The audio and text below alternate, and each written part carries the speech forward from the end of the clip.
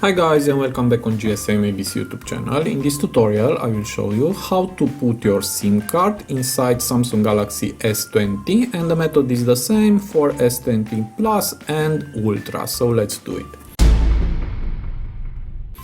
So first thing that you need is to look inside your box for the pin, and here is the pin. And here is the slot for the SIM card. Just put this pin inside the hole, just push it, and now remove the slot. And this is a dual SIM model, and just put this slot inside your phone like this. Be careful and push it. Okay, and now let's remove it. And if you want to put instead this SIM card memory SD card,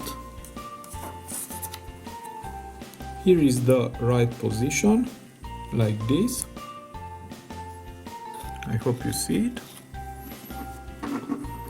And just put it inside the phone and push it like this. And now just power on your phone, and that's it. So I hope this tutorial to be useful for you, and see you to the next. Have a nice day.